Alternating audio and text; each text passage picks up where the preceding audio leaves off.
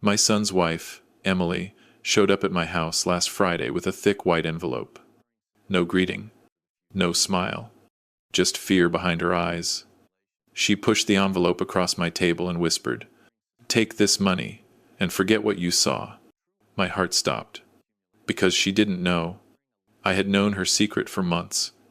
I was just waiting for the day she finally slipped. I opened the envelope.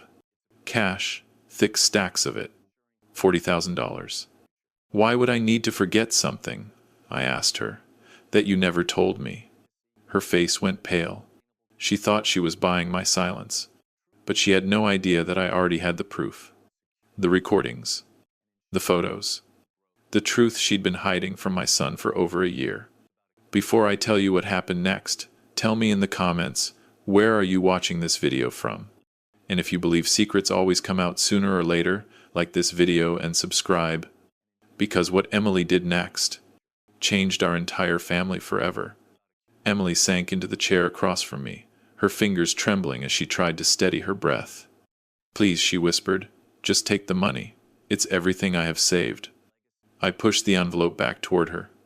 "I don't want your money," I said. "I want the truth." She looked away instantly, eyes fixed on my kitchen floor like it could swallow her whole. "What truth?" she muttered. I folded my arms. "Emily, you've been meeting someone every Wednesday for the last 11 months. At the same cafe. Same corner booth. Same time." Her head jerked up. Her breathing hitched. You followed me?" "No," I said calmly. "The cafe belongs to an old friend of mine. He called me the first time he saw you there with him." Emily's face drained of color. "I wasn't doing anything wrong," she whispered. "Really? Because the second time you met him, you held his hand for 20 minutes straight." She swallowed hard. "And the fifth time, he kissed your forehead as you left." Her lips trembled. That wasn't what you think." "And the 12th time," I continued, "you told him you were pregnant." Emily froze. A full body freeze, like her blood turned to ice. I leaned forward. "That was 6 months ago. 2 months before you told my son you needed space." She covered her mouth with both hands, eyes glazed with panic. "Please," she whispered through her fingers. "Please don't tell him." I sat back. "I'm not telling him anything." "You are." She shook her head violently. "I can't. If he finds out, my marriage is over. My life is over." I stared at her. "Emily, marriages end because of lies, not because of truth." She slammed both hands on the table suddenly, tears spilling down her cheeks. "You don't understand. That man, he's not what you think. I know exactly what he is." She blinked. You do?" I nodded slowly. "His name is Jason. He works in finance. He went to college with you. And he's the father of the child you lost last year." Emily's breath hitched so violently she choked on her own air. How do you know that?" I opened the drawer beside me, pulled out a manila folder, placed it gently on the table. "I know everything." Inside the folder were photos, receipts, text message, screenshots, flight bookings, hotel check-ins, and a printed copy of her messages with him. The moment she saw it, she buried her face in her hands. "I never meant for it to go this far," she cried. "I never meant to hurt your son." I exhaled slowly. "Then why try to pay me off? Why lie to him every day?" She didn't answer. Because she couldn't. She wiped her tears with the back of her hand and whispered, "If you tell him the truth, Jason will come after me." That sentence made me pause. "What do you mean he'll come after you?" She shook her head quickly. No, I shouldn't have said that." "Emily, look at me." She didn't move. I spoke more firmly. "Emily." She finally lifted her eyes, filled with fear. Real fear. "Jason, he isn't safe," she whispered. "You think he's normal? He's not. He's dangerous." My eyebrows twisted. "Dangerous how?" She twisted her fingers, voice cracking. "He owes money. A lot. To people who don't forgive. He's been using me. Using my accounts. Using my access." I didn't realize until it was too late. I felt my chest tighten. And my son, was he part of the plan too? She shook her head fiercely. No, no, never. I love your son. I made a mistake. A stupid, stupid mistake. I stared at her. Emily, a mistake is a one-time thing. 11 months is a decision. She sobbed. I know, and I've been trying to end it, but Jason won't let me. He keeps threatening me, threatening to tell your son himself, threatening to show up at our house. I leaned forward slowly. And the money? Her jaw trembled. He gave it to me, told me to use it to fix things with anyone who suspected. He said if I didn't keep him out of trouble, he'd ruin me. She pressed both hands to her forehead. I just wanted to protect your son, and myself. Her voice cracked. And my marriage. I took a deep breath. Then another, because I finally understood the truth. Emily wasn't just hiding an affair, she was hiding a blackmail chain. A dangerous one. And now she was dragging all of us into it. Emily sat at my kitchen table, breathing like she had just outrun a truck. Her fingers trembled so badly she couldn't even zip the envelope shut again. I pushed a glass of water toward her. Drink, I said. She didn't lift it. Robert, she whispered, you don't understand. Jason knows you saw us together. My jaw tightened. How? She shut her eyes. He's been watching my phone, my messages, my locations. He said if anyone ever followed me, he would find out. My stomach nodded. And you still met him after that? She nodded slowly. I didn't have a choice. I leaned back. What does he want? Emily swallowed. Money, access, protection, everything. He doesn't care about me. He cares about what I can give him. And my son? I asked. Her voice broke. He doesn't know. He can't know. If he finds out, he'll leave me. And Jason knows that. I exhaled hard. So Jason wanted you to keep your marriage intact, so he could keep using you. Emily nodded. He said if my marriage falls apart, your son will cut all ties with me, and Jason loses access. I clenched my fists under the table. And that's why he gave you that envelope. Yes. Her eyes filled with tears again. To buy you off, to shut you up. I stared at her. And you thought it would work? She opened her mouth to respond, but her phone buzzed. The screen lit up. Jason. Her entire body went rigid. Don't answer it, I said. She shook her head frantically. I have to. If I ignore him, he'll show up. At the house. At your son's work. At your granddaughter's school. He'll do anything. I felt a cold fury rise in my chest. Put it on speaker. Her hand shook violently as she accepted the call. Hello? She whispered. Jason's voice came through the phone. Calm. Too calm. Emily, where are you? She glanced at me, terrified. I'm out, running errands. A long pause. Are you alone? Emily's eyes darted to mine. Yes, she lied softly. Why? Jason exhaled sharply. Because I know you're not. The hair on my arm stood up. Jason's voice dropped low, almost amused. Tell Robert, I said hello. Emily gasped. I felt my pulse hammer. Jason continued. You think you're clever, Robert? You think you can hide from me? You think confronting Emily makes you smart? He chuckled, the sound of someone who had crossed too many lines to fear consequences. You don't know what you've stepped into. I stepped closer to the phone. Jason, I said, this is between you and Emily. Stay away from my son. Stay away from my family. Silence. Then, you should have taken the money. I gritted my teeth. I don't want your dirty money. I want you gone. Jason laughed softly. Robert, I'm not going anywhere. His voice sharpened suddenly. And neither is Emily. Not until she pays me what she owes. Emily burst into tears. I'm trying to fix it. Jason cut her off. You're failing. And when people fail me, bad things happen. I stepped in. If you come near my house, Jason, I will. You'll what? Jason said. Call the police? Go ahead. They can't stop what's coming. The call ended abruptly. Emily dropped the phone and sobbed into her hands. I stood there, frozen. Jason wasn't just dangerous. He was escalating, and he knew exactly where she was. I moved the envelope aside. Emily, I said quietly, you and my son need to leave the house for a few days. She looked up, horrified. I can't let him think I'm running. It'll make everything worse. He already thinks you're running. She buried her head in her hands. I've ruined everything. I put a hand on her shoulder. Listen to me. My son deserves the truth, and you can't keep lying to him while this man circles your marriage. She sobbed harder. I know, but if he leaves me, Jason will use that against me too. He'll say I have nothing left to lose. I sighed deeply. Emily, this isn't just about your marriage. It's about our safety. She stared at me with red, swollen eyes. Robert, I can't lose your son. I can't. You'll lose him permanently if Jason destroys everything. She stiffened. I'll tell him, she whispered. Tonight.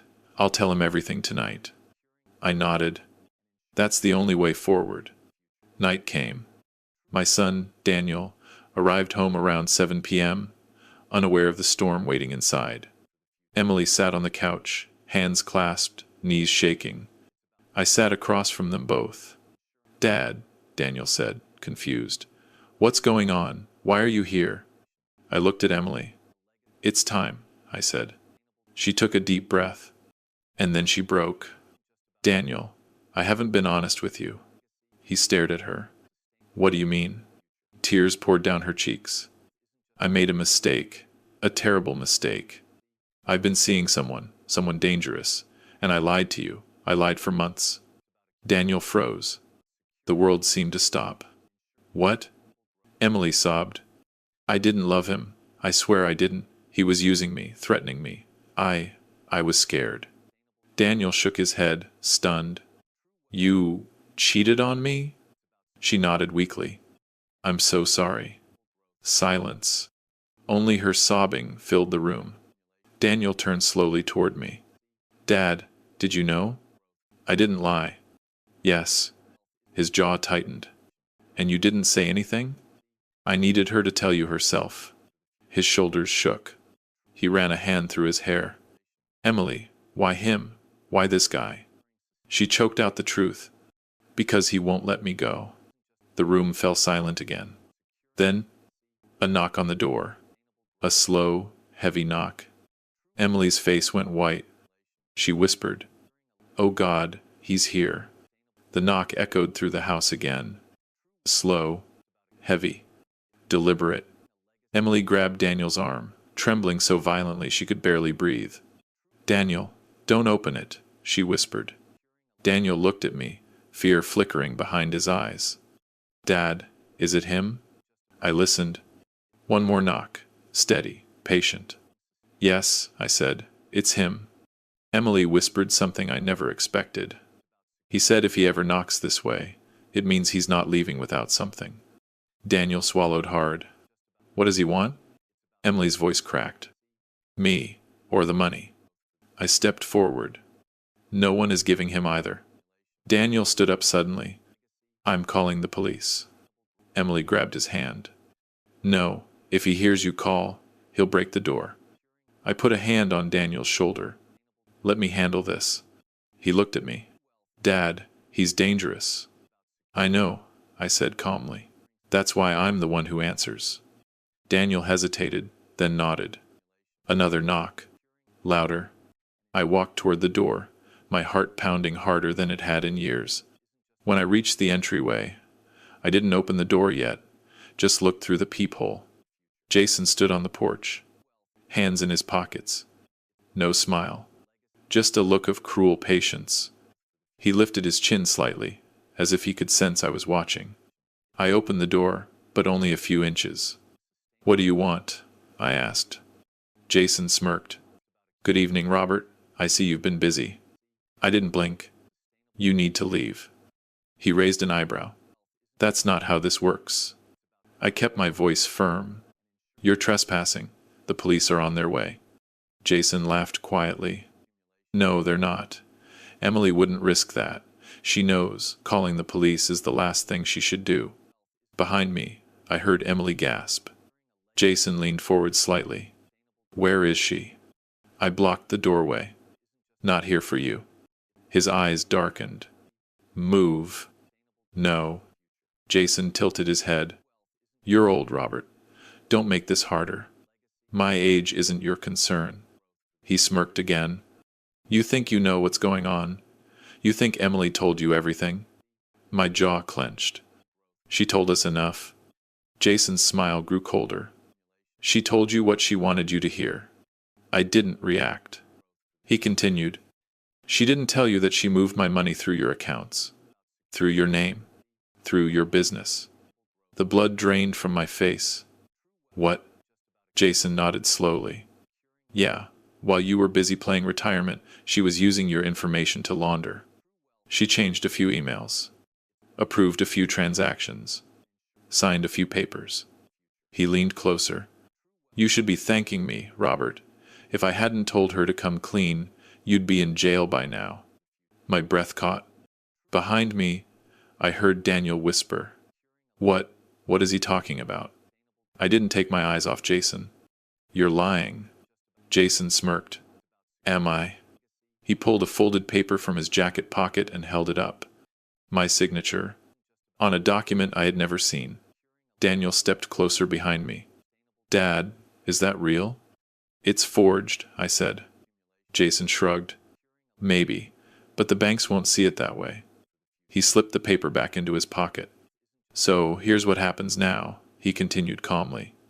You give Emily to me, or you pay her debt, every last dollar. Then I walk away. Emily isn't leaving this house, I said. Jason chuckled.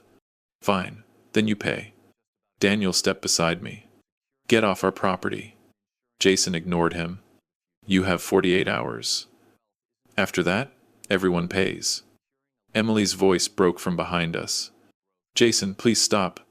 His eyes sharpened instantly. There she is. Emily tried to step back, but Daniel held her arm. Jason took one slow step forward. Emily, sweetheart, you think you can outrun what you owe? I snapped. Enough. Leave now. Jason didn't move. He reached out and pressed his hand on the door, pushing against my grip. He wasn't trying to get in, just letting me feel his strength. Then he leaned slightly closer.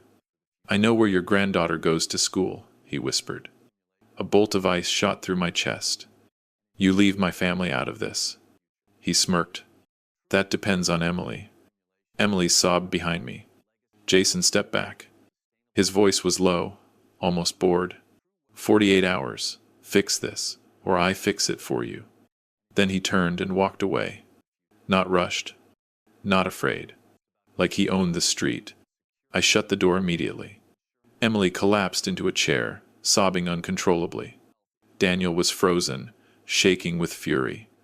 Dad, did he forge your signature? Yes. Did Emily know? Emily buried her face in her hands. I didn't know he used your account. I just did what he told me. I was scared. Daniel whispered. Oh my God. I took a breath.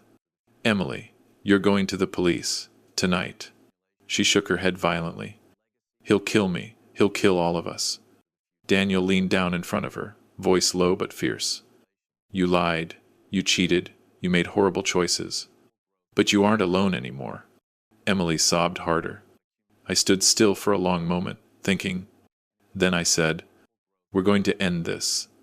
Daniel asked quietly. How? I looked at the envelope still sitting on the table, then at the forged signature, then at Emily, shaking, terrified, falling apart. And I realized, Jason wasn't just after Emily. Jason was after control. If Jason wants leverage, I said, we'll take his leverage away. Daniel frowned. How? We expose him, I said. Emily's head snapped up. No, he'll come after us. I shook my head. No, he'll be too busy running. Daniel stepped beside me. What's the plan? I exhaled deeply. We go to the police. We bring the documents. We bring the recordings. We turn everything over. We take away every weapon he has. Emily trembled. You don't know him. And he doesn't know me, I said quietly. Daniel nodded slowly. Okay, let's do it. And that night, we walked into the police station with a folder full of evidence. But we had no idea. Jason was already one step ahead. We walked into the police station shortly after 10 p.m., me, Daniel, and Emily. She wore a hood pulled low over her face, trembling violently with each step. I carried the folder. It felt heavier than anything I'd held in years, because inside it was the truth that could save our family, or destroy it completely. The moment we stepped into the detective's office, he closed the door behind us. Detective Harris, a calm man in his late 40s, nodded. You said it was urgent. It is, I said, laying the folder on his desk. We're dealing with a man named Jason Voss. Something flashed in his eyes. Recognition. Him, Harris muttered. I was afraid of that. Emily flinched. You know Jason? Harris opened the folder. We've had reports about him before, nothing we could act on. He's careful. Uses people, uses their accounts, threatens their families, leaves other people holding the legal bag. My jaw clenched. That's exactly what he did to Emily, and to me. Harris flipped through the pages, forged signatures, screenshots, receipts, timestamps, photos. This is strong evidence, he said. But I need to warn you, this won't be simple. Jason doesn't operate alone. Emily's breath caught. He has partners? Harris nodded. A small ring, not big enough to be organized crime, but well connected. They move money, they extort, they manipulate, and they use scared people like Emily to do the dirty work. Emily covered her mouth with both hands. I didn't mean to help him, I didn't know. Harris lifted a hand gently. We're not blaming you, we're trying to keep you alive. Daniel stiffened. Alive? What do you mean? Harris exhaled. The last person who tried to cut ties with Jason disappeared. Emily sobbed immediately. No, this is my fault. Daniel wrapped his arm around her. You're here now. We're solving it. Harris closed the folder. We're opening a case, but Jason will know, and when he knows, he'll retaliate. I didn't flinch. Let him try. Harris looked at me. Robert, you're brave, but this is dangerous. I shook my head. No, what's dangerous is letting him hold my family hostage. Just then, another officer knocked and peeked inside. Harris, you need to see this. Harris stood and followed him out. Emily leaned against the wall, still sobbing. Daniel paced, fists clenched. I sat in silence, listening to the hum of the fluorescent lights above us. 5 minutes later, Harris returned with a grave expression. We ran a quick scan on the license plate of Jason's car, he said. We got a match. Where is he? Daniel asked. Harris hesitated. At your house. Emily screamed. Daniel's face drained of color. My pulse hammered. He's what? I snapped. Harris nodded sharply. We pulled up footage from a street camera. He turned his tablet so we could see. There was Jason, walking up our driveway. Casual, calm, like he owned the place. He rang the doorbell once, waited, then walked to the side windows, peered inside, then circled around the back. Emily's voice cracked. He's looking for me, Daniel whispered. He's looking for all of us. Harris spoke quickly. We're sending units now, but Robert, listen carefully. I stepped closer. I'm listening. Harris took a breath. Jason isn't there to threaten. He's there to retrieve something.